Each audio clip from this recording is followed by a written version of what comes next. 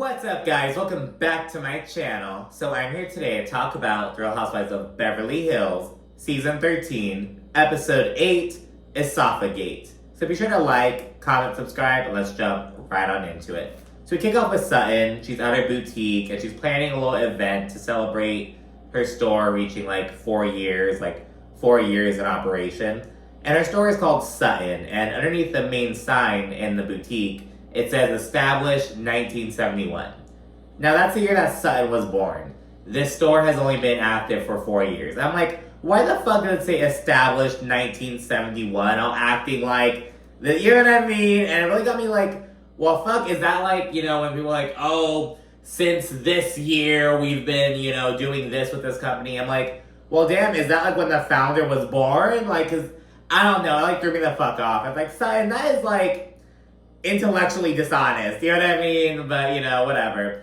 Crystal, she FaceTimes Sutton, and Sutton explains that, she's kind of unsure if she wants Kyle at the event. She's like, I want her there, but I don't want her to be there. She's going to start some bullshit. She also touches on how, these ridiculous accusations from Kyle and Dorit, they're, resulting in, potential harm to her business and her custodial agreement. So she's kind of being extra cautious, just they're saying I have an alcohol problem and blah, blah, blah. And my ex views that against me. People could not want to shop at my store, blah, blah, blah. It could really harm me. So she's really pissy about that, understandably so. We then see Kyle. She has her therapist / life coach over. And apparently they've known each other for 20 years. I don't know if she's been going to him for services for the past 20 years or if he's started out as a friend and turned into her therapist later on. I'm not totally sure, but they chit-chat. Cal opens up about the drama with her sisters, talks about how it, intensely affects her. Just kind of emotional, and she also reflects on the drama she had with Kathy specifically over the past 10 plus years, and it's just been a lot of drama, if not with Kim, then with Kathy, and all this bullshit. And while opening up, Cal says that her best friend, Lorene Shea, she took her own life on May 1st, and this happened after the Kathy shit, so it was just boom, boom, and Kelly's very emotional, talks about how, she and Lorraine knew each other since they were 7 years old, they were long-lost sisters, used to say, and she was there with Kyle throughout everything, and she was she even admits that in Kyle's will, if anything happened to her, Lorraine would have been the one who was in charge of her, finances and kids and stuff. She had it all together, what Kyle says, and it she's just I just don't get it. I had no idea, you know what I mean? So she's really opening up about that, and Kyle says that losing her best friend and losing Kathy while not having her usual safe space, her marriage to turn to, it was just a lot, you know what I mean? And this revelation kind of really shows how, underhanded Sutton's comment about, you already lost two sisters, you want to lose a third? And it's Kyle literally lost her best friend, and not just lost in the way Kyle lost Kathy. Kathy is still, here on this fucking planet, and, you know what I mean? But it's she lost someone. It's damn, you know what I mean? So Kyle's talking about that, and her therapist says that, Cal needs to give herself credit, and, he acknowledges that, she's shifting and growing, and, so she's gonna ruffle some feathers, and that's okay, you know what I mean? So it kind of consoles her in that way. It's a pretty heavy scene. Then we follow up with something much lighter, and it's Garcelle taking Jade and his girlfriend Ashlyn to dinner, and Garcelle talks about how different her boys are. She's she was before, so she mentioned previously that, Jax is kind of wanting to do his own thing, blah, blah, blah, whereas Jade is about more laid back and won't question her as much as Jax will. But on the flip side, Jax is a lot more mature, feels like he has this worldly kind of wisdom, whereas Jade is a straight up 15-year-old, you know what I mean? Just she kind of talks about just how, she has to be, they're different, you know what I mean? They're twins, but they're into different, people, so Garcelle's kind of adapt to that. She kind of speaks on that a little bit, which I like, because people just oh, you guys are twins. It's no, they're different people. They're different needs, different personalities, you know what I mean? All that jazz. And Ashlyn, she kind of gives Jade some shit, because Garcelle talks about how, oh, ask him to like watch a movie with me and hang out, but he'll be like, I'm on the phone with Ashlyn, but I think she's asleep. Like, doing that thing where he's like on the phone till he falls asleep and whatnot. I was like, oh, I got like flashbacks. I mean, just like high school bullshit. And yeah, so Ashlyn, she's like, you have to like hang out with your mom. Like, you have to give some shit or whatever. Just that bullshit. And then we check with Miss Annemarie at home with her family. And you just kind of some scenes. She's like super healthy. She's kind of giving the kids shit because like they're eating Frosted Flakes and the dad's like letting them. And Anne-Marie's like, oh no, I hate that. Just, being like healthy and whatnot. And then she says that, Marcella's, she says that like he was a great, like, he told her on their like first date, oh, like, you're gonna be my wife one day. And she says that he acted accordingly every step of the way. She's like, oh, like, he's a catch and I won, blah, blah, blah. Talking about all of that when it's like, recently those allegations hit about him at Columbia University, I believe. So that came up. And then, of course, like the transphobic comments he made about Zaya Wade, who's a minor, Dwayne Wade's daughter, and all that stuff. So it's like, okay, girl. And then in the confessional, this bitch admits that her husband always says that the reason he married her is because she's an 8.5 in everything she does. And she gives all these examples, like, he says I'm not a 10 in my looks, or that, but I'm an 8.5 in everything I do. And not many people can say that. Like, verbatim. He always tells me that the reason he fell in love with me is because he's like, you're an 8.5 at everything. He's like, you're not a 10 in looks. You're not a 10 as an athlete. You're not a 10 in brains. He's like, but you are a solid 8.5 at everything you do. And he's like, not a lot of people can say that. Whatever. Oh, wait. I think I got a 9.5 in my body, too. And it's like, that is weird. Even the part where she was like, oh, but he says I got like a 9 in my body. It's like, why is he like rating you? Like, that's just so like, the fact that he's like fucking breaking her down in that way and Anne-Marie is just like, oh yes, oh like, so it just shows like how they operate, where their mind's at, you know what I mean? It's like, what the fuck are you guys on? Like, it's so like, I don't know, the Wiley family is just, you know what I mean? I'm not sure. Moving along with another quick little, almost throwaway scene, if I could. There's kind of those little scenes, like, the Garcelle with her son, Anne-Marie at home. Now we have Erica at home calling her mom. These little, like, small scenes.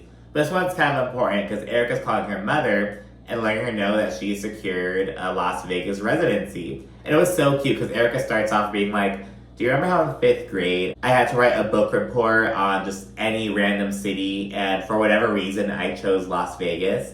Well, it kind of talks about that. And I had a similar project. I think it was in 6th grade maybe. We had to do like a presentation on like a certain U.S. state. And I chose Virginia. I've never lived in Virginia, but I was so close because I did live in Vermont for like 2 years. I was like, damn it, I was right there with Virginia. If I only had to pick Vermont, that would have been another similar, like, wow, like, fucking manifestation kind of moment. I'm not moving to Virginia. Maybe. I hear they have really good peaches up in Virginia. And, like, we always hear, like, the Georgia peaches, but I hear the Virginia peaches are also really good, allegedly. I don't know. Let me know. Have you ever had a Virginia peach? Have you ever had a Georgia peach? Which do you think is better? I don't know. My great-grandpa went down to Georgia back when he was still alive, and he's making, like, these little peach cookies. Kind of teaching about, like, the weed states, like, known for and whatnot. I don't know. I used to love learning about, like, those kind of things, like, New Hampshire is, like, the granite state. Vermont, and it's, like, maple syrup. Like, Georgia, and it's, like, peaches. And, I think it was Iowa, like, the corn. The whole fucking Midwest. But I think Iowa is, like, the most corn, I believe, there. Yep, Iowa's #1 corn producer. Just little things like that. I think it's so interesting. They'll eat, like, the states are like, oh, this is our state's insect, our state, flower, our state beverage. It's like, who the fuck, like, it's just so fun, you know what I mean? I don't know, kind of geeking out. But anyways, Erica declares Erica Jane is back, and she's bigger than ever before. So good for her. We then see Sutton. She's preparing for the party. She's running around like a chicken with its head cut off, doing all these little things. We then see Kyle. She's getting ready. She chit-chats about how her friendship with Morgan is different because Morgan really roasts her. Then Kyle fills Morgan in on Sutton and Garcelle questioning her at her weed dinner. Leaves again rolling in. Dorit, she fucking says, Sutton gave me a heads up and told me that around 80 people would be here at this party. And that gives me time to mentally prepare. Basically saying that Sutton did what Garcelle has failed to do or whatever the fuck. And it's like, I get it kind of. It's like you want to mentally prepare, but it's like, girl, you're just going to have to expect it'll be like a lot of people. It's like, do you have to take like an anti-anxiety med before? Like, what is it? I don't know. I have to hit a ball before I go if there's going to be more than 50 people. We see that Kyle is bringing Kim as her +1 to the party, and she is so giddy and so excited to rub it in Sutton's face. Like, ha! See? I didn't lose 2 sisters. I have this one. And I'm like, girl, if Sutton hadn't said that shit about your sisters, would you even be bringing Kim onto the show? And then she was like, Kim, you have to come onto the show. They're saying that you're not, like, we're not on good terms. Like, it just, like, the quickness in which it happened, you know what I mean? Like, were you going to bring Kim onto the show if Sutton didn't make that comment? That's the real question. It is awkward as fuck between Kyle and Sutton, understandably. Sutton gives this terrible speech, and it's just, she says some shit about, you know, how having labels thrown on you by other women is awful. Kind of trying to shade Kyle, I guess, but the speech is, like, so bad that it doesn't even fucking hit. Afterwards, Sutton goes up to Kyle, and she's like, oh, I'm gonna make a drink now, if that's okay with you. It's my first of the day, if that's okay with you. And Kyle's like, look, I never said you had a problem. I said that one occasion, it seemed like you may have had too much to drink that one time. So I understand that she did say something had a problem, but it's like, well, the way you and Dorit were kind of talking about the crystal kind of sounded like you were insinuating that. I don't know. That's kind of weird. And then Sutton brings up the comments about her jewelry and how, oh, you said it was a makeup gift potentially. But Sutton says, I didn't say that shit. Garcelle said it. And Garcelle confirms this. And it was Garcelle who said So Sutton brought up Kyle's new ring. But Garcelle is the one who said, oh, I wonder if it's a makeup gift. So they kind of like had their shared effort in that, if you see it that way. As the conversation continues, Sutton confronts Dorit, and she's like, you said that I have a drinking problem, and Dorit fucking feigns ignorance, but Sutton's like, oh, Crystal told me. And then Dorit, she gets all irritated, and she's like, Crystal is always silent, she never says 2 words, blah, blah, blah, and now she's Sutton's carrier pigeon. We're seeing Crystal start getting the fucking mix a bit more, it turns out. I'm like, thank goodness. Both Sutton and Kyle, they apologize to each other at that point, and they kind of say that, you know, they have to kind of start over and just, like, work from the ground up with their friendship. So we'll see what they do in the latter half of the season, I guess. As Crystal and Eric are discussing the weed dinner and whatnot, Dorit rolls up and she's like, Crystal, what's up with your accusation saying that I said Sutton has a problem, blah, blah, blah. And Dorit makes this big old to-do about how it wasn't just her. It was her and Kyle. She's trying to make sure that's what Crystal said. And Crystal's like, this is a whole ass interrogation, and she's bored with it. And again, Dorit is just droning on and on. Like, you did say it was me and Kyle, right? Just basically like, oh, don't make me look like the bad guy. You better say it was me and Kyle. And it's almost like, why are you being a snitch, Dorit? You know what I mean? Like, just take the fucking fall at that point. Like, who cares if it was just you or you and Kyle? Like, it was fucked up either way. Then everyone gets together and Crystal fills Sutton in on her conversation with Dorit. Sutton admits, oh, I probably misunderstood you then. I thought it was just Dorit. But Crystal's like, no, I said it was Dorit and Kyle. After Sutton mentions her neuropathy at one point, I don't even know if Sutton's the one who mentioned it at that point, but Sutton's neuropathy comes up. And Annemarie, who's a fucking nurse anesthetist, she's like, oh, you have neuropathy? Then the medication you use is probably this. Like, she makes an educated guess on what Sutton's medication is. And Sutton confirms. And Annemarie references an earlier conversation that happened that night where Sutton was like, oh, my doctor says I could drink while taking this medication. And Annemarie, she's kind of like, well, you can't do that with that medication. And Sutton's like, well, my doctor said I could. And Annemarie's like, but you can't. And it's this big old thing, and Annemarie's like, well, I guess you can, but, like, you fucking shouldn't. And that's kind of how it always, you know what I mean? But, Sutton says this shit like, oh, I take this medication at night before I go to sleep. Like, I don't even know, but this is a big ol' fucking thing. Annemarie's like sticking her nose into Sutton's like medical bullshit at this fucking point. And she doesn't stop there because Annemarie and Kyle then bring up Sutton's small esophagus bullshit. And Sutton says, I have a narrow esophagus. And Annemarie's like, well, that's like a symptom of something. It's not a medical diagnosis. And I'm like, what the fuck do you mean it's not a medical diagnosis? It's like, there are people born with like enlarged hearts, fucking upside down uteruses, their heart on the opposite side of their chest. Look that shit up, it's like a thing. Like, it's just like a thing, you know what I mean? It's like she has a small esophagus and she says that like, oh, my brother has to get his stretched out, but I choose not to do that with mine. And Marie's like, well, people have a small esophagus, you just like have to chew more. You have to just chew your food better. And Sutton's like, but remember, Sutton said, oh, I could still eat, I just avoid certain foods. And it's like, well, I mean, you know, Sutton eats fucking bacon. Remember last season, the fucking bacon-eating vegetarian bullshit.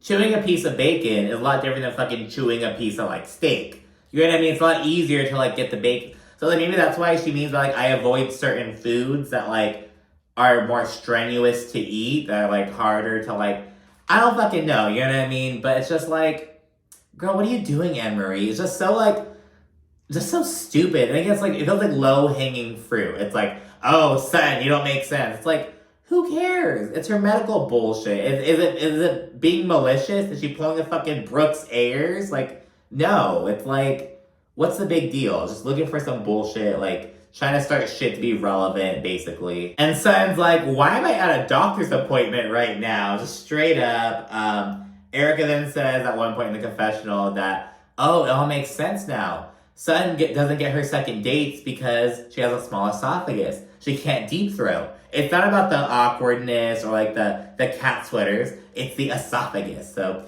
she fucking deduces that. Sutton asks Annemarie, are we good, doctor? And Annemarie's like, oh, that is so condescending. And it's like, this whole conversation is condescending, bitch. Like, what? This so fucking weird. Annemarie then says that, you know, what Sutton's saying doesn't medically make sense. But Sutton doesn't give a fuck. She's like, my doctor says that shit, so fuck you. Like, you're not my doctor. As the event winds down, Sutton says that, you know, with my ex moving, I'm all on my own now. Like, it's all me. I don't have, you know, him just right around the corner anymore. And, you know, Erica kind of gives her some words of support. The ladies in the confessionals, you know, they kind of like, good for Sutton, you know, she's still going with her business, doing her damn thing, blah, blah, blah. And Sutton ends on a really empowering note, like, you know, after I got divorced, I had to really grow up, and I'm continuing to grow and expand, and she's proud of herself, and it's really awesome. But that's it for this episode, to be honest. So let me know what you think down in the comment section. I'm sure to also like and subscribe. Thanks for watching. Bye.